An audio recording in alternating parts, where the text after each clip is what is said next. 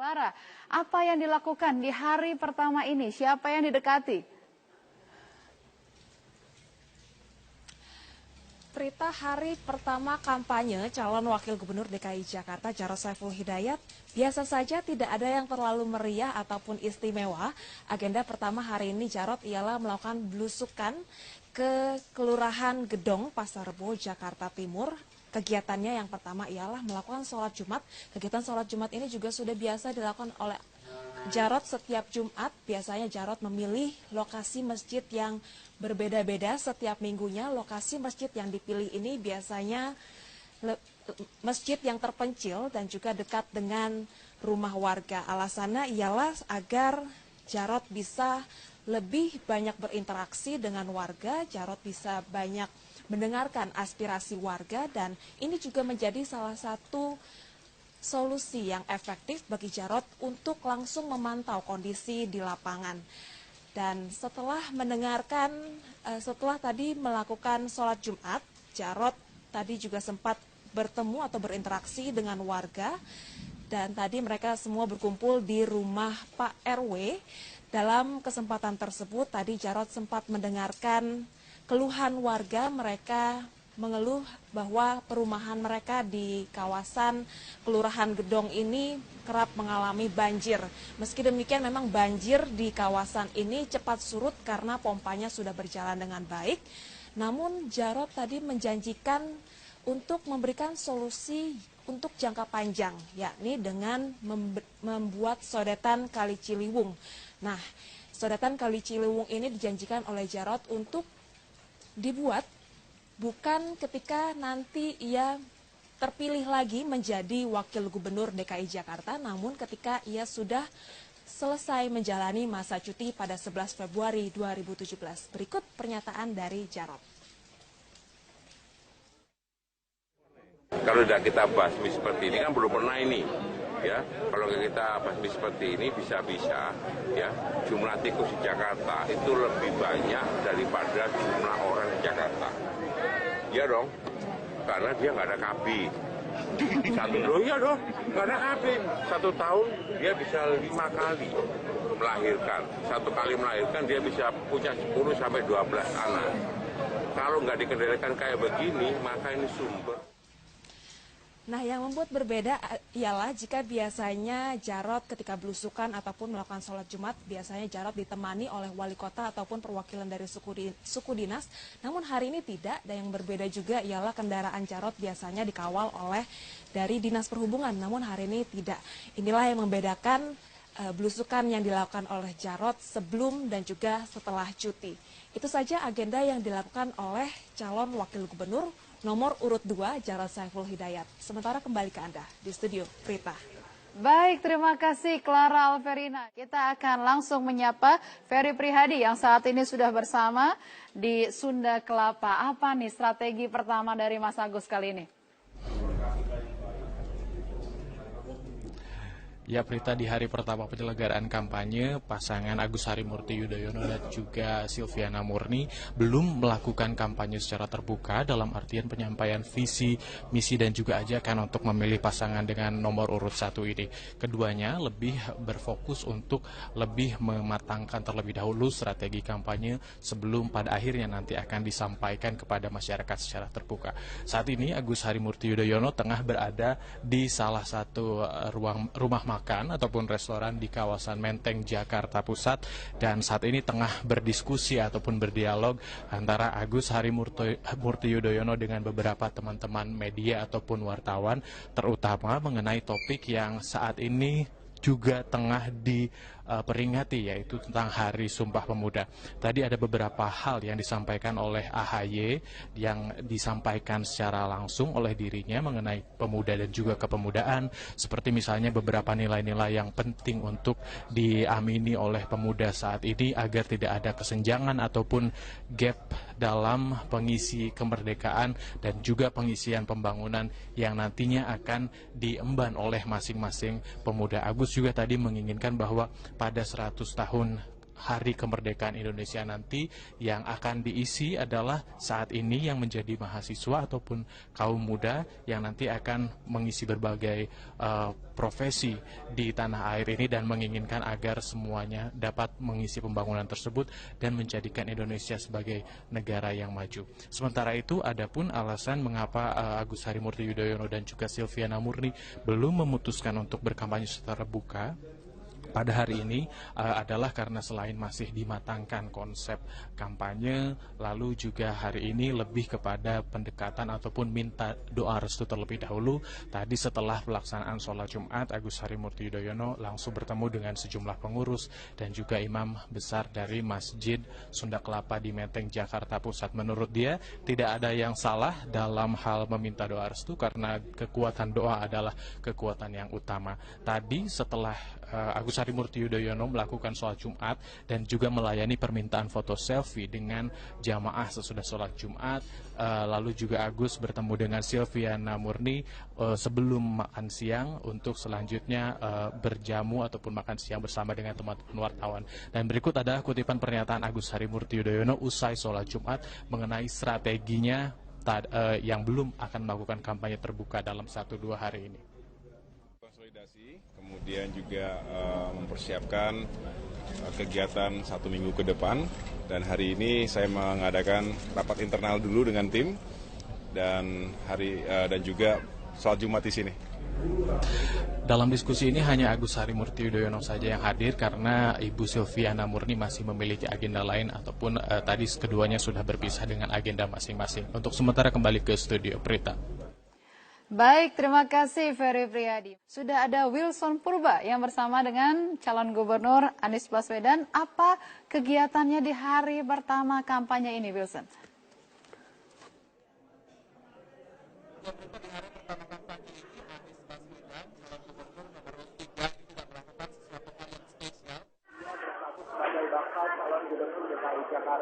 Tadi pagi Anies Baswedan ini diusulkan kedua pasar, di antaranya adalah pasar Tebet Barat dan juga pasar Tebet Timur. Tujuannya adalah untuk mendengarkan secara langsung dari para pembeli, penjual dan juga para pengelola pasar ini apa saja keluhan mereka. Dan tadi dari usulan tadi didengar oleh Anies Baswedan dan menyimpulkan ada sejumlah keluhan dan dari keluhan para pembeli di antaranya harga bahan makanan pokok yang kian begitu tinggi. Kami di Metro Siang, pemirsa, Ketua BPK Republik Indonesia Hari Azhar Aziz enggan berkomentar terkait dengan hasil putusan Majelis Etik BPK. Putusan ini merujuk pada hasil pemeriksaan Mahkamah Kehormatan Kode Etik terkait dengan kasus Panama Papers yang menjerat namanya. Ketua BPK Republik Indonesia Hari Azhar Aziz menyatakan dirinya menyerahkan sepenuhnya hasil putusan kepada Mahkamah Kehormatan Kode Etik BPK. Sebagai nama yang terlapor, Hari mengaku tidak berwenang menyampaikan hasil pemeriksaan Majelis Kehormatan kepada publik. Sebelumnya, Koalisi Penyelamat BPK RI melaporkan Ketua BPK RI Hari Azhar kepada Mahkamah Kehormatan Kode Etik terkait dengan rangkap jabatan Hari sekaligus tidak mencantumkan perusahaan yang dimilikinya di luar negeri. Ya, dalam LHKPN dari hasil laporan pemeriksaan Mahkamah Kehormatan, Hari Azhar dinyatakan bersalah, namun hasil ini tidak dapat diungkap secara detail ke publik karena bersifat rahasia.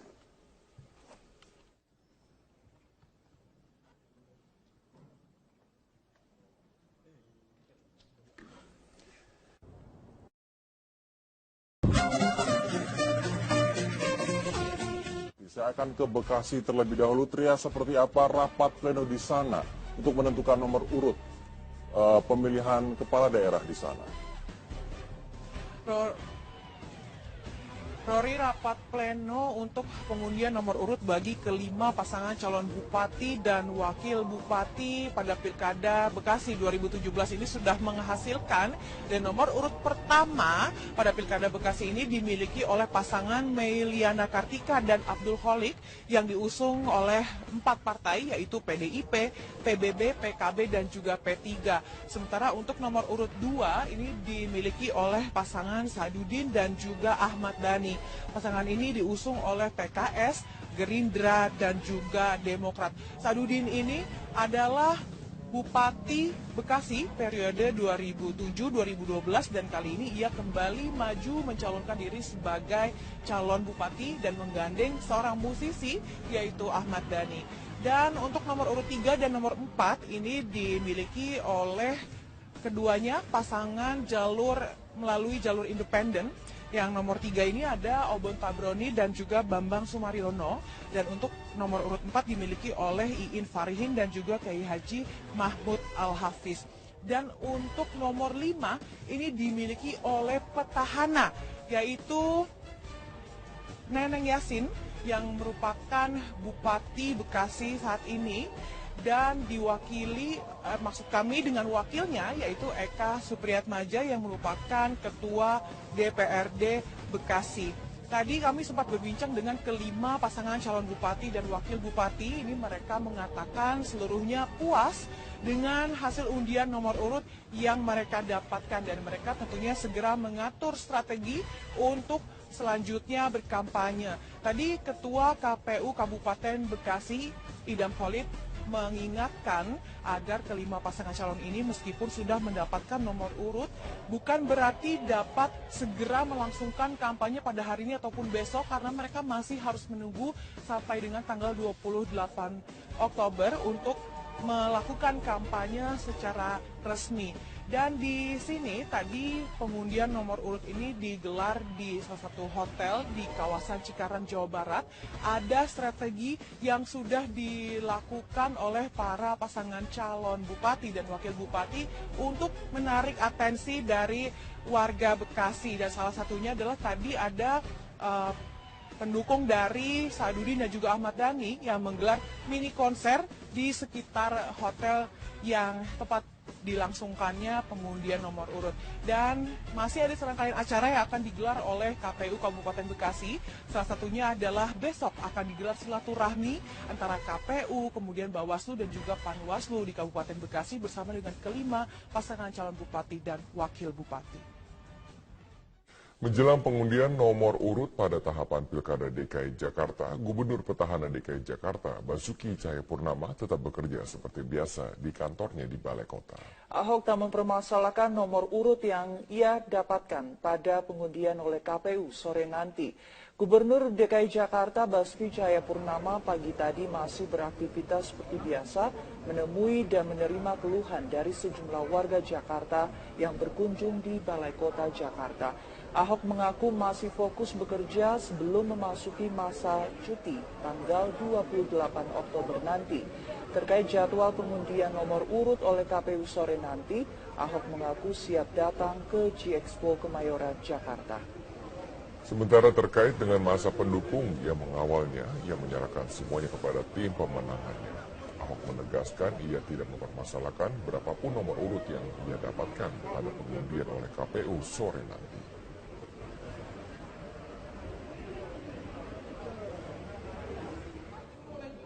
Kalau nanti wajib datang, ya. Saya mau oke-oke aja, ya kan? Nggak masalah. Mau 3 juga oke. Ahok, oke. Ya kan? Ya kan? 2 juga oke. 2 periode katanya gitu kan. Semua. Kalau 1 lu jangan macam-macam lu. Sebagaimana tadi telah kita ketahui, bahwa yang pertama akan mengambil kotak hitam ini adalah pasangan Pak Ahok dengan Pak Jarot. Dengan hormat, disilakan. Pak Jarot mendampingi, silakan Pak.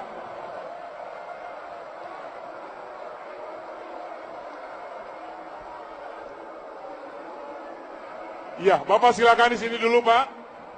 Foto-foto dulu. Dan yang selanjutnya kami mohon dengan sekalian Bapak Agus dan Ibu Silvana Murni.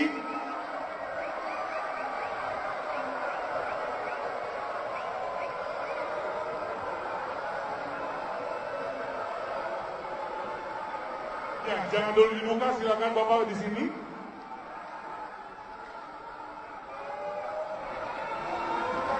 Dan yang ketiga Bapak Anies Baswedan bersama Pak Sandiaga, silakan.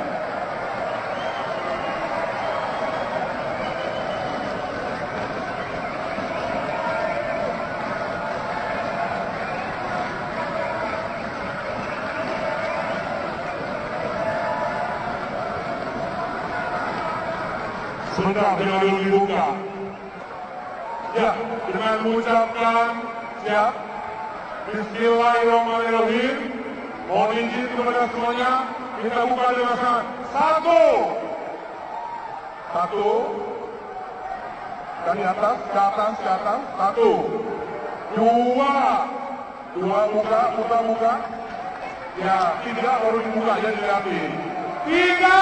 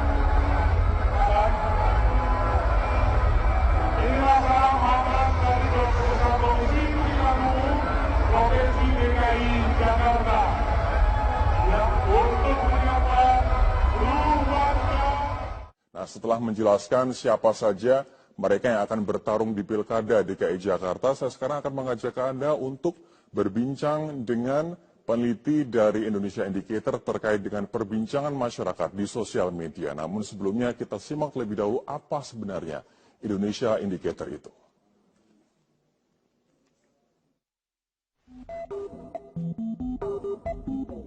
Miliar warga dunia terhubung melalui internet dan dibagikan melalui sosial media menghasilkan big data. Bentuk data sangat bervariasi dan dikumpulkan real time. Indonesia Indikator mencatat 74-75% pemberitaan media massa berdampak langsung terhadap pilihan politik masyarakat. Serta 46% pemberitaan media massa menjadi sumber informasi masyarakat terkait partai politik. Indonesia Indikator ialah satu-satunya lembaga pengolah dan penganalisa big data di Indonesia. Intelijen Media merekam miliaran data dari lebih dari 2.000 pemberitaan di media online dan konvensional, dan merekam jutaan data dari percakapan media sosial. Melalui artificial intelligence atau robot, data diolah menjadi persepsi publik real-time yang disajikan dalam bentuk intelligent media management dan intelligent perception analysis. Media mapping melengkapi survei publik dan polling menggambarkan persepsi publik secara real-time. Dengan teori siapa yang mampu kuasai wacana publik maka ia akan menjadi pemenangnya. Indonesia Indikator terbukti akurat sejak Pilkada DKI Jakarta 2012, Pemilu Presiden 2014, dan Pilkada Serentak 2015. Kita sudah kedatangan Rustika Herlambang yang merupakan peneliti dari Indonesia Indicator. Selamat malam Mbak Rustika. Ya. Kita akan lihat bersama-sama seperti apa sih sebenarnya suara dari masyarakat di media sosial terkait dengan Pilkada DKI Jakarta. Ya, bicara tentang Pilkada DKI Jakarta, kalau kita bilang sekarang itu sedang hiruk pikuk. Mas Erik. Jadi hiruk pikuk di era silent of conversation.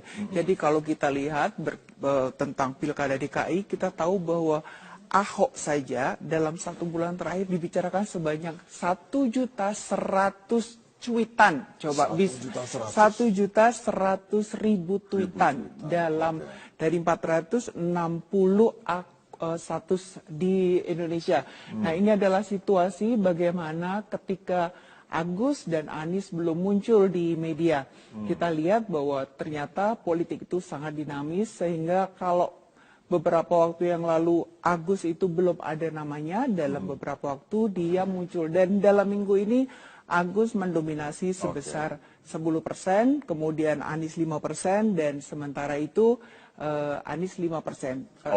Ahok kemudian yang paling besar 85%. 85%. Ini untuk merah adalah share of voice, jadi cuitan dari masyarakat di sosial media untuk pasangan Ahok dan juga Jarot, atau untuk Ahok saja, Mbak? Itu hanya Ahok saja. Hanya Ahok saja. Kemudian yang biru adalah untuk Agus Yudhoyono. Sementara Anies adalah untuk warna coklat muda ini. Kemudian apa yang diperbincangkan, positif atau negatif dari grafik ini? Ya, itu bisa kita lihat seperti apa sih perbincangan, dan sebelum itu kita harus tahu sebenarnya siapa yang memperbincangkan mereka. Seperti apa demografinya misalnya. Nah, kita bisa lihat betapa yang namanya demografi dalam minggu ini, Ahok misalnya dibicarakan hampir 50% perempuan. Kemudian Anies Baswedan dia sebanyak 25%, dan juga Agus juga sebesar Agus Yudhoyono sebesar 30%. Ini berarti yang pink adalah perbincangan oleh perempuan, sementara untuk prianya yang warna hitam. Kenapa justru malah Agus Yudhoyono sedikit yang diperbincangkan oleh kaum perempuan, dikarenakan orang melihat dia memiliki fisik yang kata orang ganteng, begitu, menarik, begitu, muda. Nah, tapi kepada kenyataannya ketika kita bicara dalam skala yang lebih luas, dalam jutaan tweet atau cuitan yang tunjukkan kepada mereka, ternyata yang laki-laki ternyata lebih banyak untuk bicara tentang Agus. Dan kita juga bisa perbandingkan dengan bagaimana usia mereka. Apakah mereka anak muda, apakah mereka udah berusia tua. Dan situasi itu sangat dinamis karena setiap dalam minggu ini Pak Anies Baswedan dan Agus Yudhoyono direspon justru 70% oleh mereka yang berusia 35%. 35 tahun ke atas. 35 tahun ke atas. Berarti orang-orang di atas 35 tahun justru malah berbincang soal Anies dan juga Agus lebih banyak. Betul gitu. Sementara Basuki dia relatif lebih banyak. Tetapi ini tidak bisa head to head karena Ahok memiliki jumlah cuitan yang jauh lebih banyak dibanding kedua kandidat tersebut gitu. Jadi 8 kali lipat dibanding sama yang lain-lain gitu. Jadi itu yang membuat gitu. Nah, kalau gitu mungkin kita bisa buka juga sebenarnya adalah bagaimana situasi masing-masing kandidat. Nah, pasti penasaran apakah ada robotnya atau tidak. Atau akun asli dari sosial media tersebut atau tidak asli. Ya, kita lihat berdasarkan data Basuki Cahayapurnama dalam waktu 1 minggu terakhir. Jadi kita bisa tahu bahwa dalam 1 minggu terakhir itu sebanyak 75,5% itu adalah akun asli. Ini akun asli. Itu akun asli gitu. Jadi ketika kita bicara akun asli, kita tahu bahwa ternyata sentimen negatifnya sebesar 12%. Ini negatif. Betul. Kemudian yang biru. Itu positif dan tengahnya netral.